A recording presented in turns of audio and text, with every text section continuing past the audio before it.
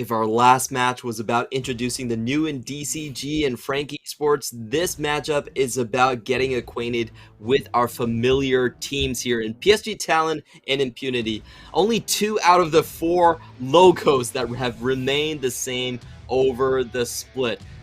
The rosters have changed quite a bit, and we'll find out whether Bay and Juhan are going to fill in the shoes for Maple and River, and whether the new upgraded top side for Impunity can stand up to the competition. But before that, a big thank you to our sponsors in CTBC and Caliber for making all of this possible.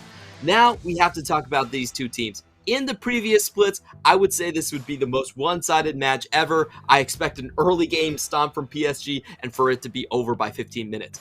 But this time around, I think we're walking into very different territory here. These teams look incredibly different. PSG seem to be much more teamfight focused, much slower pace and less about tempo, while on the other hand, Impunity also seem to have a much stronger early game. Yeah, so touching on PSG, we'll start with them. Again, I feel like this roster with Juhan and Bay, it feels very similar to when PSG Talon first had River with his partner Tank coming in from Korea. So that was a much slower style, a lot, I would say, LCK-esque during that time, and we might see a callback or throwback to that sort of style once more as they get Juhan and Bay more acquainted with the roster, get that synergy built up, and more importantly, build up a better understanding of the Mandarin language. But we have PSG's roster on your screen right now. Hanabi in the top lane, Juhan Bay in the mid jungle, and unified Kaiwing. Really the only changes are Juhan and Bay. But Bay coming in from Challengers, who's much more of the supportive utility player. His Seraphine was really, really good. He played a decent amount of set. But for the most part, it was about getting Juhan ahead, facilitating him, and I think that's the style they need to figure out. And on the other side, we have Impunity with a pretty much revamped roster on the top side. Quiet taking over the top lane role. Taco, different from the previous Taco, now in the jungle. And Faith rounding out the mid lane. So far, Impunity, I feel like their early game is much improved. They have been able to hang and play very quiet macro games with their opponents, but it has come down to those very sort of high-profile missteps where we saw Taco caught out in one game, and then Krelix caught out in another game that gave over the opponent Baron. So, I think for them, if they just cut down on their mistakes, we could have a very close match on our hands. Yeah, and expect this game to hit that 30-minute mark unless a PSG really break open the game from the early portions. But headed into the pick ban phase, Zeri, of course, taken away. I expect the Gwen also to be denied by the side of Impunity, but they've tossed in the Renekton. And for PSG, they've taken away Caitlyn, Camille, and Akali. Yeah, very interesting. A lot of the AD carries still left up, but PSG are worried about Quiet's champion pool. He played a great Camille in the previous games, and it is an Impunity tradition to solo kill Hanabi. We've seen that the entirety of 2021. For some reason, their top king or whoever goes top is able to handle Hanabi quite well. They're going to prove themselves against that. Aphelios being the first lock-in, sort of the standard answer here. And we see some fire coming from Impunity, usually very much focused on Blaze and his success as a hyper carry. They're now switching gears and moving towards Lee Sin plus Syndra in the mid-jungle tempo combo. So I think they've identified how Impunity are going to win the game. It's by picking on Bay. So we'll see what his answer will be, but Impunity showing their cards perhaps a little bit too early, and for PSG, not a whole lot has been shown, of course, with the Aphelios. Impunity will still be able to get their hands on a pick like Jinx if they choose to do so, and I think PSG, they'll probably lock in that support pick here, so when it goes into that second phase, they'll be able to deny support picks from Impunity.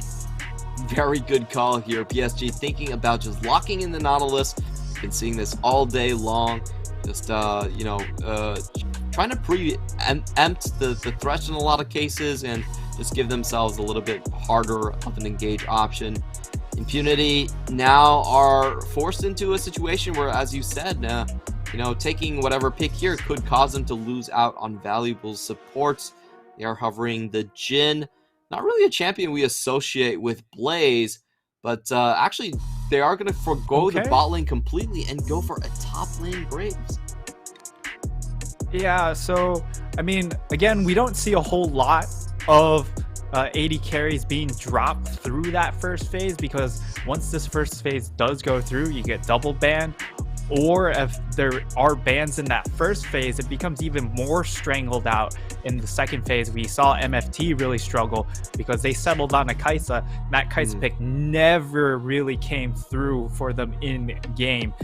We'll see what Impunity decides to do, because Blaze has played the Kai'Sa a few times, but I would say not to great effect. I don't want to see that come through, but perhaps they're comfortable with an Ezreal or a Senna.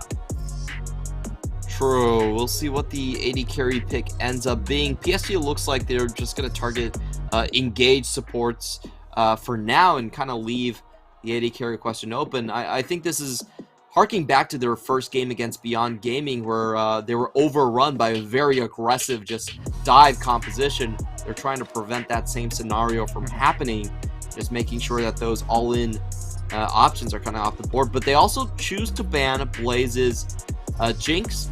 Blaze will snap. Yeah, snappling lock a Ziggs in there to deal with the Aphelios. An option that hasn't been doing great in lane against the champion, but in team fights can still shine. Yeah, Ziggs is built up as a counter pick to Aphelios, but not in lane. It's once he gets out of lane, he just outranges the Aphelios. Aphelios doesn't have any answers to him, and right now they are hovering. Okay, I don't think the Yasuo would have been a good fit there, just because of how much range there is on the side of Impunity, even though you can cut off some key abilities. Tryndamere makes a little bit more sense. We'll see whose hands it goes into. I expect it to go into Hanabi's, which means that they still need some sort of magic damage. No, that's not a magic damage threat. I like the Vex a lot better. I do as well. Okay. Not gonna I'm go... disappointed. Yeah. But Shen, interesting. Yeah, we actually have seen some Shens come out, even in the professional scene, and a very strong trader, even against Tryndamere. And Lethal Temple could be brought here by the Shen. That's one of the big reasons that he's kind of resurfaced into the top lane here. Just getting those level 1 trades down, incredibly lethal. But never mind, it is going to be into the bot lane. I've been babbling on about nothing. So yeah, this is very interesting. Yeah, this is really interesting because as it stands now, right before we swapped over back to us, Quiet had Ignite on his Graves, which is an interesting choice because it does mean he doesn't have teleport. However, it could be that he wants to look for an early kill onto the Tryndamere, which can certainly happen, but Tryndamere does have a decent amount of sustain. Now, in this bottom lane, the Shen pick is interesting because how much value you get out of your Spirit's Refuge. Using that against the Tryndamere is a way to provide peel for your backline. That is probably the only way you can provide peel for your backline, because otherwise Tryndamere usually just runs at your AD carry, or in this case it's Ziggs, and there's no outplay. There's absolutely no outplay. This time around there will be. You have a shield, you have a Spirit's Refuge. It's going to come down to the play of Krelix though to make it actually work. Yeah, that's a really good point. You know, if you look at those, the amount of auto attackers coming in from the side of PSG, you could get a huge amount of value from Spirit's Refuge. However, I will say traditionally when we see Shen supports, they mainly have been used in more of like a kill lane combo fashion.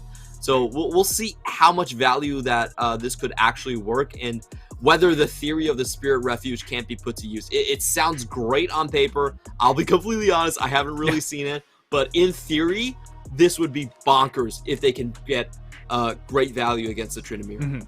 And the big other thing is the fact that usually when you dive a top laner, Tryndamere can do it very, very easily. However, you also have to account for the Shen ultimate going up towards top side. So that's possibly going to help out in that situation as well. So I like the look of this Impunity draft. They have tools to deal with PSG, but can they execute? That's always the question when it comes to these perhaps less firepower teams against these big ticket names on PSG. And taking a look at the runes, we have a more aggressive setup coming in from Faith. Not going to go for the phase rush, just going to go for Airy, even more damage there. And just a little It's bit of a Ignite. poke in. Ignite? Ignite top lane, baby. Yep. He's trying to go for the early kills. I expect a lot of suppression, but it's still very hard for Graves, I think, finish off Tryndamere in the end. So we'll see how this actually works out. Yeah, this is a really interesting when it comes to the summoners chosen, right? Because Quiet went for the Ignite, but Hanabi went for a teleport. Usually you see Flash and Ghost. But Hanabi has kind of split the difference and dropped the Flash in this case and just gone for Ghost. I think that's a mistake here because if he doesn't have Flash, it's very difficult for him to bypass something like a Shen and get past the CC tools and disengage tools of a Ziggs and a Syndra. So we'll need to see how that actually plays out in these team fights, but first impressions, I don't like it. Yeah, it's a very interesting type of build right here because it just means he doesn't have the same kill threat, even in his own lane. I'm not even talking about team fights, but even against the Graves, he pretty much has given up the potential of killing him here, instead just trying to go for farm. So maybe we're going to see another hull breaker first item Tryndamere, as we have seen earlier on. Just use that TP to kind of accelerate your chances at getting that item, as we do have very extensive early level trading coming out for Alex level 2, and they will get the kill right off the bat. This is why you play Shen support. The level 1 taunt does grant you a I believe it's a 1.4 second stun and a little bit of a walk back too, so a great amount of crowd control to find that first blood. Yeah, it's not only that taunt landing, but it's also the insta skill into that satchel charge, which secures that kill. Absolutely fantastic start for Impunity in this bottom lane. And it's really wild to see that 2v2 kill come out because Unified was probably the premier Ziggs player in our league last split. So very, very surprised to see them make the mistake of getting caught out like that. Yeah, it was just a surprise level 2, which I'm kind of, again, surprised by that Kaiwing would put himself in a position to be just cracked down like that. Prolix does have full vision on Bay, but Bay will walk out just okay. We can see the dominance being asserted by this Shen pick here. Never thought I'd be saying these words in week 1 of the PCS. Yeah, and the key point there is that they're able to hold that wave for Faith, so the wave is... he's going to get a lot more out of this lane position, right? And it is going to be Juhan making his way up into this top side. They know it's a Flash or Flash Ignite top laner, so if they burn Flash early on, force him to recall, that will be a lot of space given towards Hanabi. And Kaiwing just scouting out his own Krugs, realizes that Lee Sin is around the corner here. And we could have a potential for repeat ganks into the bot lane. Nautilus being very exposed in this area, so expect PSG to have to play relatively safe now in this area. Meanwhile, shifting over to Bay's lane, I think Bay has been sort of the really quiet member of PSG. Even in their wins, I feel like, you know, it was really the difference maker didn't come from the mid lane much at all. So I really want to see how far Bay can push his mechanics and how he can showcase what talents he can showcase. For now, it does seem like he has some good roaming opportunities towards the top lane. Yeah, all eyes are going to be on this top lane for PSG. They have the tools to make the roam happen, and it's also, again, an Ignite Grave. So he's very, very susceptible to just get camped. However, one of the big other things is the fact that Blaze did use his Flash to execute that first blood. So if there's an opportunity, expect Juhan to really take advantage of that missing summoner and try and swing things back in favor of his bottom lane duo. Kind of interesting map movements here as we see both supports poke up their heads up towards the top lane. And right now, even though it's a teleport on Hanabi, he has taken a pretty sizable CS lead, about 1 wave in the lead right now. So he's hanging very comfortable, isn't threatened by the Ignite whatsoever. And PSG has gotten a little bit more CS onto the Xin Zhao. But in the meantime, Impunity now, sensing that Bey has just teleported back, gonna take that opportunity to just chow down on this Ocean Drake. So a lot of trades happening, and I don't think anyone expected this, but Impunity is sailing through the early game completely okay, and even with the lead. A little bit concerned that Quiet was going to try and walk deep into the jungle for no reason, but just hits that vision plant and leaves. So Quiet, not too much happening up there, which is great. Again, exactly. Quiet is what he wants, and I don't think he would have done anything with Lee Sin on the bottom side of the map. I'd be very, very surprised if he decided to go up there to that. We've seen more curious things when Jungler does show on the map. That is true. I have to give you that. PCS is a very fun region because of certain reasons here, as we have another Growlix thrown onto the top lane. He's not even waiting for Stand United. He's just going full on, and you know, he is skilling into that Shadow Taunt just to get the extra crowd control duration as well. So essentially this is a river, Shen, as now we have the nearsighted Hanabi chasing down Quiet, no mana on Quiet anymore, and Hanabi sitting at a very comfortable health total. This might prompt some more support to come towards the top side, as Bey now clearing a path towards that top lane, and Kralix trying to catch him out in the act. But vision superiority to PSG, as they, I believe they do spot out Taco as well, so very safe for Tryndamere to just play a solo game up there. Right, but for the side of Impunity, they also play this really well because what are the objectives up available? Well, there's no dragon, so you can afford to just give up sort of your bot lane pressure. Take this Shen and move it up into this top side to secure the safety of your top laner. You have Ziggs in that bottom lane who can wave clear very, very well in a 1v2 situation. He also has a Lost Chapter, so you're not starved for mana in this situation. I love the adaptation coming out from Impunity, and it's going to help them consolidate this 600 gold lead from just that first blood. So while nothing's really opened up, this was really one of the concerns we did have for PSG. If they take things too slow, which is what it feels like they're changing their identity to, will they be able to grind out these games consistently? Yeah, they had a very different look in 2021. Well, they were trying to 3-man roam across the map. They were tower diving constantly. This time around, we were getting a much slower, much more measured PSG, and it could come back to haunt them. However, I will say, like, Lee Sin and Syndra, you know, not really known as a late game combo, so they still have to get some things done before, in my eyes, this Graves and Syndra are likely going to fall off into the late game, especially against, like, 1-3-1 powerhouses that Tryndamere and Ryze can provide. Yeah, I actually expected them to just go for some sort of big play onto Bey with the level 6 on Lee Sin.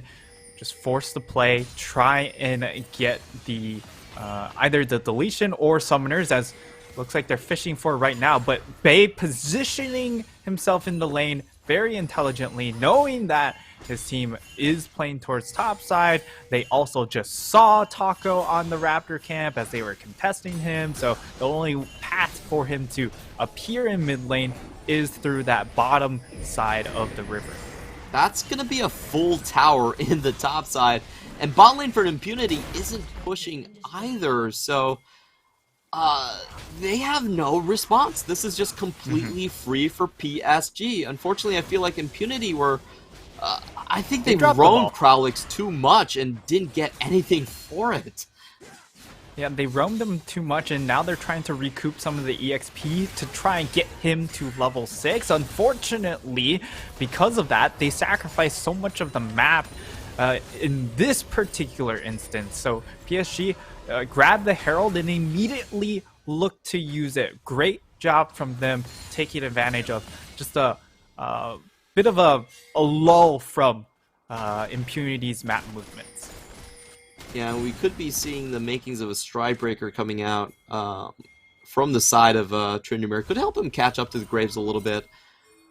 And just looking at the map overall, it seems like Impunity are running out of places to actually start their offense. They haven't been successful with this Lee Sin and Syndra combination, and we also haven't seen aggressive Stand United. Stand United. This could be it, as Quiet does start to bully out Hanabi. Hanabi He knows. Yeah, he's going to be very, very safe in this situation. Doesn't even save for any auto attacks. On the flip side, PSG just got a free Drake, so well played, Hanabi. That's exactly what we expect out of a weak side top laner. And the nice part is, he's... Oh, can he get the blue buff? No. But the nice part is he gets himself a Cloud Dragon, which is really, really valuable on Tryndamere, where you're not adding more points into your ult, so getting that additional ult cooldown is actually really, really nice. And now he's going to come under siege, and I mean, he's still Tryndamere. Yeah, it's going to be very hard to kill. Doesn't even pop the Undying Rage for this one. Faith will show himself over the wall, but he gets turned onto as the next target. Has to flash out. Good reflexes there, but overall not really worth it for a roam. Impunity, once again, I feel like their offense is being stifled while PSG are gaining on the bottom side. Yeah, now PSG have an advantage. Most of that is going to come from the fact that they were able to get that first brick along with all the plates up in this top side. And now they'll also be able to answer in this bottom lane. The moment it becomes a 1v1 in this bottom lane, Unified, I mean, there was that blunder in the lane phase. But now I'm pretty sure Unified knows this matchup very, very well. So he knows that he can just delete this Ziggs pick at this moment when it comes to not being able to generate any space for the Ziggs. He can just run at him. Oh man, I'm sorry, ladies and gentlemen. I was thinking about building a mythic and going, doing normal things on Tryndamere, but of course it's Hullbreaker. What am I talking about? It's the League of Hullbreaker. Everyone's building Hullbreaker now. Tanks are building Hullbreaker. It's just the most cost-efficient item in the game. So I think PSG are very clearly setting themselves up for that 1-3-1 route. They can play this game in multiple fashions, drag it out. They have the scaling advantage. And it is up to Impunity to do something. They have to go. They have to go sooner rather than later. And I haven't seen a play from Stand United being synced up with the rest of the team well enough to warrant that. Maybe this is the play as they go in, but they don't have crowd control as Riot, unable to stop Bay from just walking out with the Realm Warp. Yeah, no CC on the Graves means that if the Stand United doesn't come in fast enough, the taunt's not going to be able to get there to stop Bay's exits. And well done from Bay. I mean, at this rate, imagine this. Instead of Thimblewinter and Frozen Heart, just go Hullbreaker. Hullbreaker.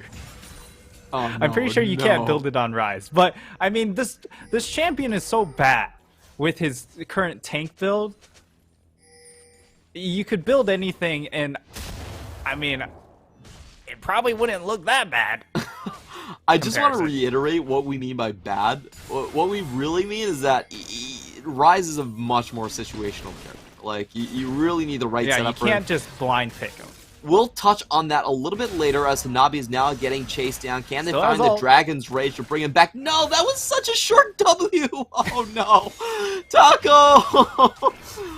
What's been happening in this game over and over again is Impunity tries to do a catch, they fail, and PSG gets gifted free stuff on the other side of the map. It's been a free tower, it's been a free Herald, and it's been a free Drake. And this is so smart by PSG. They're playing Super slow, super measured, super unlike 2021 PSG, but it's working because Impunity just can't close the deal on any of these ganks. Yeah, and a lot of their catch potentials very hard, right? Because its skill shot is relatively low range, so it's relatively predictable unless if Impunity expend a flash to try and force the play. But then you're spending the flash, so a lot of resources have to be used from the Impunity side to try and force a play. Yeah, but this is just really so painful to watch because it feels like a slow suffocation game, and it's only 15 minutes. The amount of towers that have been taken in this game is quite staggering for the side of PSG, and it's not through combat. You know, this is kind of the perfect Monte Cristo game where it's just like, oh, no blood has been shed, yet we are winning. That is a good day for Monte. We bring up Jat, and now we've brought up Monte Cristo. Time to deep dive into the history of League of Legends casters. Oh wait, we have a living one right with us, Clement Chu. Yeah, I've been around for a very long time. I can't believe I'm still alive deep down inside, but PSG are setting up this big Drake. This could be potentially very dangerous for them. Impunity, this is your way back into the game. I want to see a big burst of damage straight into the back line, take down Bay, take down Unified, and get back into killing habits. Unfortunately, it seems like it's not going to happen just yet. Impunity on the objective first, but PSG are still going to try and fight this one. Juhan going in. Alex is kind of sectioned off into the backline. We see Blaze actually the first one to die. Unified will follow soon, but Hanabi has been basically untouched in this fight. He has free reign to just chase down these targets one by one. Paltry Shout goes through. Quiet has been slowed, and he is no match for the Raging Barbarian as Undying Rage is used. Quiet has to walk to the enemy side of the map, and Trinamir just goes back to split pushing. Oh, Hullbreaker is so amazing. I love Hanabi's reaction to the flash. He sees the flash and instantly like, I don't care. I've got minions. I have a date with some minions up into that top side later, but we get to see the replay, and it's just really disoriented fight lines coming in from Impunity. They don't have any protection for that Ziggs. Ziggs instantly gets collapsed upon. And after that, that's a lot of their damage right now, just because the Syndra hasn't gotten ahead. And Quiet, I mean, he has Ignite, and while it's fine that he's moving his way over, he doesn't exactly have the build to really get maximum value out of this Graves pick. He's low range, and even though they are low range on the flip side, like, you just want that lethality to burst through as much of those health bars to help set up for the rest of your squad. You know, we talked about the theory of Impunity's team fighting is you land Scatter the Weak, you throw in the Mega Inferno Bomb, and you throw in Graves Ultimate. It should instantly delete Felios, but I want to give credit to Juhan. Like, that Crescent Guard was just so critical in that moment. It really broke apart Lee Sin and Syndra combo, and they ended up trading front lines, which, if you think about the situation, that's a win for PSG. Their front line has Tryndamere and Rise, and your front line doesn't have crowd control, so that was no, I think in theory that could have gone a lot better for Impunity, but unfortunately the execution and just the power of the Xin Zhao shaping the formation in these team fights was so critical in that instance, you know. And it's I feel like once again, you know, this is the time where we sort of grill our colors for potential outs for the losing team. It's like, well, it seems it's like rough. Yeah, it seems like this is past their expiration date. I mean, at the same time, they were able to get second dragon, so True. I think Impunity did. So they at least have 2 dragons to their name. If this game does drag on and PSG don't find the killing blow fast enough, or aren't able to win the next couple of dragons, that could be a way in for Impunity to make up the gold difference, because you are getting that damage amplification, and that is gold value that can make up that 6k gold lead. But it is still a 6k gold lead as it stands, which is quite a bit at 18 minutes.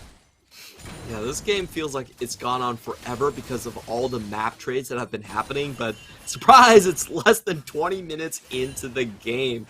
Just a very masterful example here being showcased by PSG on how to play a macro game and how to use your weak sides in coordination with your strong sides taking objectives. This was really a beautiful game to watch. You know, not in the LPL sense, but more in the LCK kind of line. As Quiet tries to set up something for Bay, I'm not even sure he wins this though.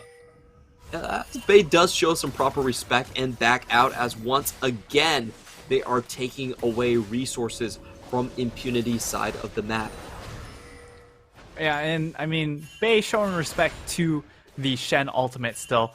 And while true. he didn't have the Shen ult at that moment, I'm not sure if a lot of people have the Shen ult memorized, at least in this point. Usually when he becomes more meta, you always have the timers of those ultimates down. But when he kind of falls away, sometimes you end up forgetting those kind of cooldown timers. So I like the fact that he is respecting that fact. Nabi isn't respecting anything. He's just going straight for it and then forcing out abilities here, as he is strong enough to do so at this point. Even though he doesn't have any kills or assists to his name, that bounty gold does mean that he has a sizable lead with all the tower pushing that he has been doing this game. And now we see PSG transitioning over towards the Baron. This is a critical moment in the game where I feel like Impunity, you know, for them, it also means that they could find a potential comeback teamfight win. As Kralix try to scout out the situation, can't really go in, and lots of pings being shown across the board. PSG just waiting for someone to come a little bit closer, or waiting for multiple members to have to deal with the Trinity. Now we get to see the gold graph. I mean, pretty impressive gold graph, but it's not like it's spiked at all, right? It's held steady, which is the best you can hope for as a losing team. Yes, it's still good news for PSG because they do have great scaling in the Tryndamere and the Philios, but at the same time, for these LCK-esque style teams, this is exactly where they want to be anyways. It definitely is true. I do want to point out an interesting buy here from Unified. I don't see this every day, but that's a second item Bloodthirster. What do you make of this? I mean, it's really to deal with a lot of the poke that can come out here. If he doesn't go for this purchase, you might just see Blaze throw down an ultimate and Quiet throw down an ultimate, and if he gets chunked down to 40% HP, it becomes very difficult for him to then participate in the following team fights, as that does put him at risk to get blown up by the Syndra. So I like this purchase. We've been seeing it a little bit more often from these carries that used to go shield bow first, but now just go BT second to replace that. Yeah, it definitely makes sense in the grand scheme of things.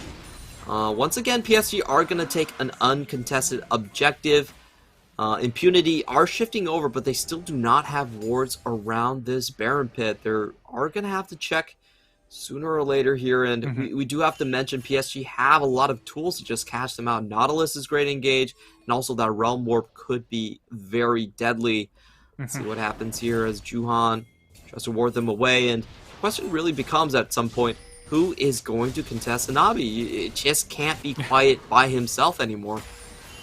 Yeah, and the issue for Quiet isn't that, well, I can clear the waves. It's just the fact that even if I'm here, Hanabi has teleport. I have Ignite.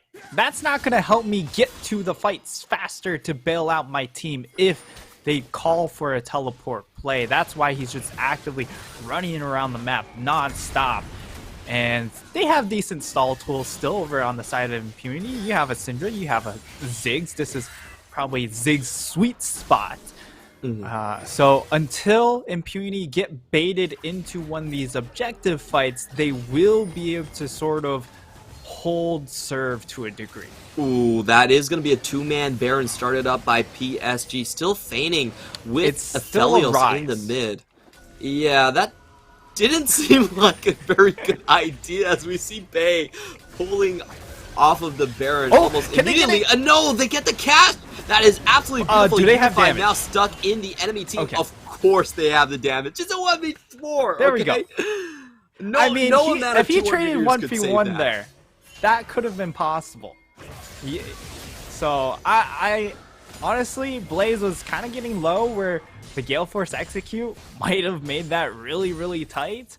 But Unified getting caught out is huge for Impunity because now the side of PSG, they can't just rush for a Baron. You just saw right there.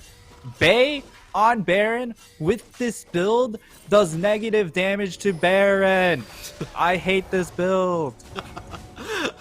All right. What build would you rather see? Oh man, like honestly, you can just go for Everfrost into just a lot more damage. You can turn this tier into the Archangels. Yes, Thimblewinter just feels so good because you get so much value, but Archangels also gives you health, and not only does it give you health from its ability, it also gives you damage. Like, it just gives you just more damage. Or Demonic Embrace, because you're building Thimblewinter, you get more health, and it gives you that extra little bit of scaling from the Demonic. Okay, maybe one day we will see a turn back to a more damage-oriented machine gun mage, but I also want to make the case for Thimblewinter. It's, you know, you get a 360 shield every 8 seconds in combat. Does make you tanky. It really is pretty broken. It really is pretty damn strong, and you know, we really have seen a shift of Rise. This Thimblewinter Rise, pretty damn low win rate across the board in the major regions. You have a point right there. That, like, reality check definitely goes towards you. But, you know, stats-wise and value-wise, it's kind of hard to argue, and I see why a lot of people are still sticking towards this. PSG, after hurting Impunity out of their own jungle, are finally going to turn back towards the objective, and they're taking it very fast this time around. Impunity just have no answer. I'm kind of surprised they went for a synchronized back. Yeah, that was a 4-member back. I think they saw the objective timer in the Dragon, knowing that it was a minute away, and they wanted to try and get a group recall to try and set up for that Dragon play. Unfortunately, they kind of left Baron very, very exposed, and with red-white, that is a champion that does do damage to Philios. While Bay on this Rise doesn't do a whole lot, the Philios is. So now, here's the setup. Blaze Here comes is caught the Realm. out. More He's dead. Blaze is caught. Nowhere for him to go. He could flash over the wall, but that's not going to save him. And a very easy follow-up by PSG. PSG are just getting everything pretty much uncontested this game. It just looks so smooth and so easy. Impunity, you know, not going for a staggered recall, going for a synchronized recall, gave so much of the map to PSG, and even when you were talking about that Drake setup, you know, I still feel like PSG came into the objective so much more composed. Now they're knocking on the base. We're going to have to see another huge play from Taco to bring this one back, but he misses the Sonic Wave. Faith goes down into stasis and has to flash out. No one really to defend this cannon minion. No one has the range to walk up to this one, so it's just going to wail away on the tower as Hanabi goes on to another objective here. Oh, Double that's cannon just with the tower gone Hullbreaker. already. These cannon minions hit hard, even with the extra wave clear from a Ziggs. It's going to be so hard to deal with these super minions, right? So PSG, they really get to dictate how they want to win the game. Do they continue to play reserved, or they just try and pull the trigger right there? It does look like they will play things slow. Hanabi will get a lot of attention pulled to him, but the rest of his team headed over to that Dragon. It is not Soul, so Impunity can afford to give it up without dire consequences, but it's still not a good look. I like how Taco just eyeballs Hanabi and thinks to himself, nah, I can't kill him. Yeah. He's just not gonna die. This Lee Sin has not panned out this game whatsoever. 0, 1, and 2. Not quite the impact, but only 8 kills in this entire game that's about to be 29 minutes. So it's been a very slow game in general, and I think this is the style that you're going to see more often than not from PSG games going forward. Yeah, it's such an abrupt departure from what we are used to, but hey, if PSG can turn into a team fighting powerhouse for our region, then I think that's somewhat welcome. You know, our last year, our representatives in Beyond Gaming and PSG with Maple and River, they frankly were not very good team fighting teams. They were not 5v5 oriented whatsoever.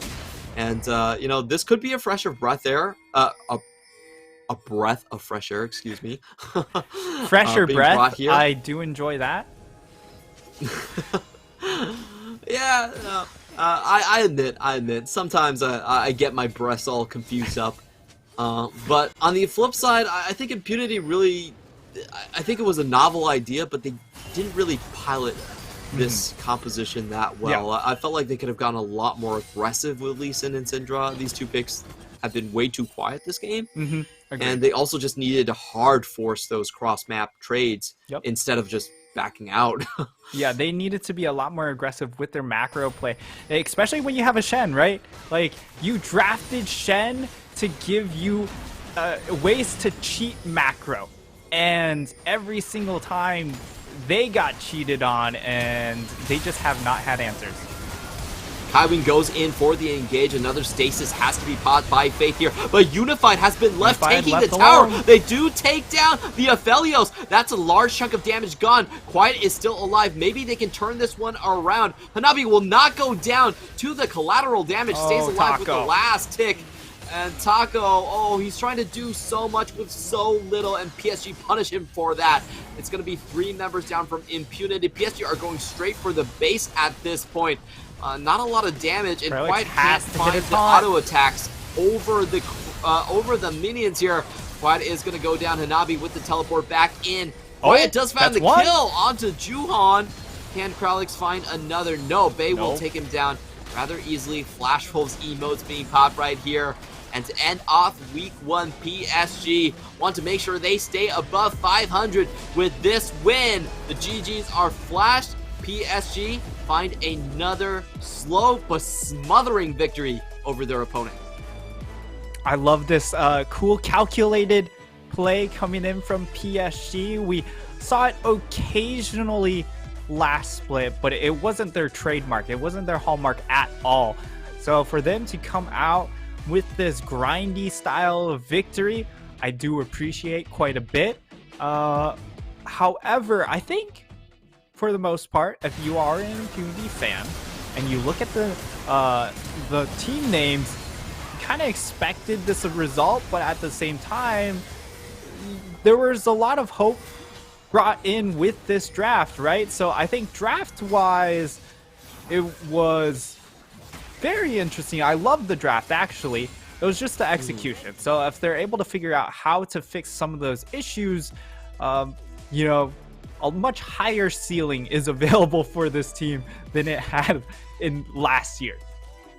Yeah, you had essentially 3 winning lanes from the get-go from Impunity, especially with that First Blood bottom, Syndra versus Rise in the mid, and Permashove Graves top lane. There was a lot they could have done. I felt like they could have played far more aggressive, but unfortunately the trades that they did go for, it just seemed like PSG knew what they were doing. It just seemed that they had telepathy and they could read the plays before they even happened and set themselves up for the second step and trade on the other side of the map. I think that's what was so impressive about PSG this game. They didn't win through raw mechanics. They won through premonition and understanding what the enemy was about to do.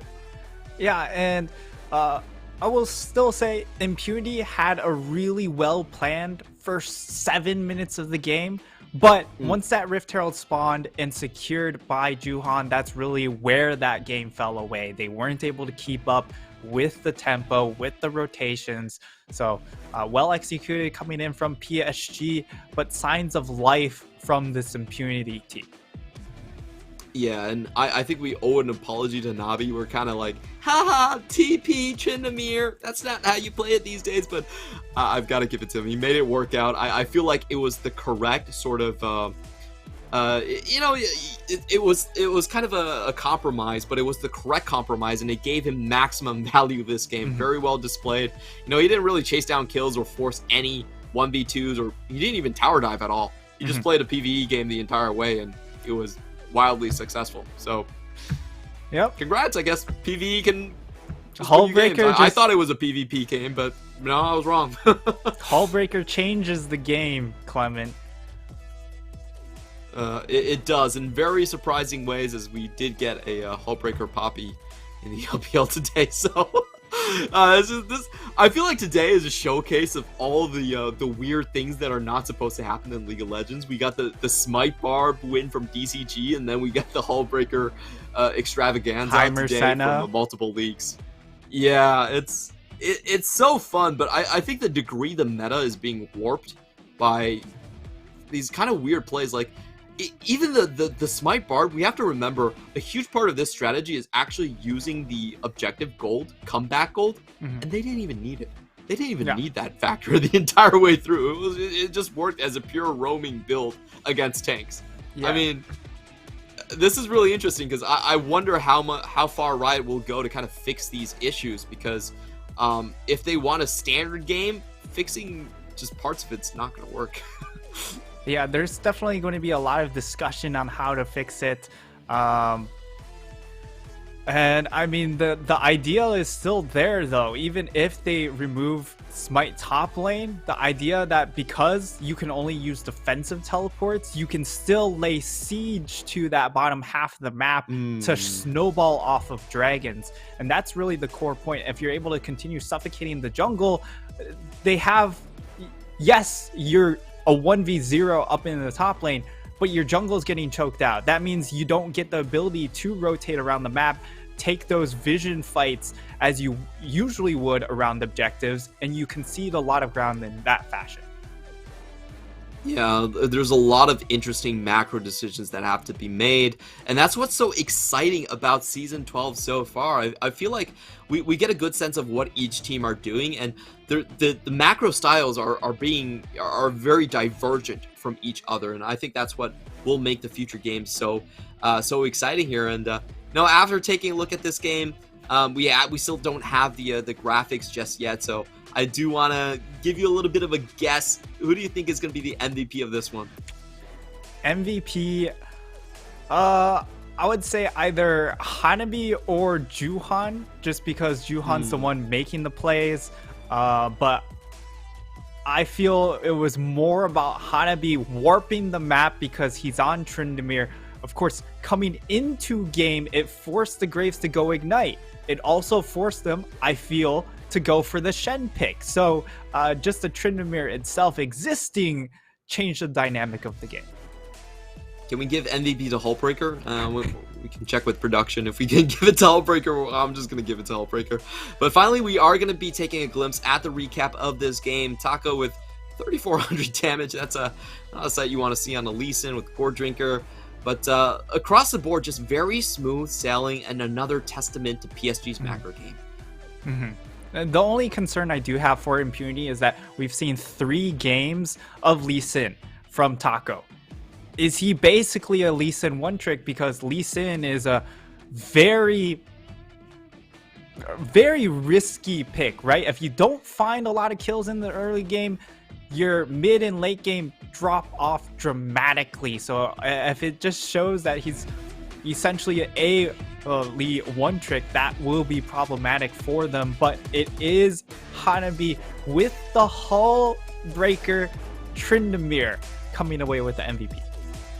Amazing stuff from Hanabi, and back to his fighters, back to his split pushing. This is such an interesting split because as a competitive top laner, I think you have to move away from a lot of your weak side habits. I think you have to venture into more aggressive styles. Yep. And it's really fun to see Hanabi being able to pull that off. Now we're going to take a look at today's results. Once again, it feels like blue side has been rather dominant through all of our games. Oddly enough. 87. Yeah, 88% win rate before today, even higher afterwards. Taking a look at the standings right now, we do have Meta Falcon team taking their first loss, but DCG and CFO now dominating the top of the ladder. Yeah, these are big ticket new teams, and they're also the branches of J Team. J Team actually also 2 wins, but also have 1 loss underneath them. And I feel it's a little unfair that Sem9 is on 8th place despite not playing a single game. Yeah, they're undefeated. Like, hello? Okay, but should they really rank before 9th and 10th? Feels like a slight. Upcoming matches, this is going to be on Friday for our week 2, so don't tune in tomorrow. It is going to be next week, and as you can see, we are going to get a lot of Sem9 games as they do have to kind of play their extra games that they missed out in our first week. It's going to be back-to-back and pretty grueling for them, but we'll see. Either they become heroes with those win streaks, or they could fall into a rather quick pit in week 2 itself as we get a double dose of Sem9 and a double dose of CFO. Should be fun to see CFO on the Rift back. Oh, pretty much back-to-back in day number 1. It's not exactly heavy-hitting matchups in S9 and Impunity, but you just want to see more of this roster because it is filled with such big ticket names. All right, I'm going to ask a hypothetical question, but how far do you think the DCG pain train is going to last? Because they're not playing standard meta whatsoever. I don't think they're going to play standard meta in their upcoming games at all. How many games do you think they can win with this? Yeah, I think that even if the Riot is able to successfully remove Smite meta, I hope that they're able to continue to dig forward because, again, I labeled them as kind of the brains of former J Team coming over.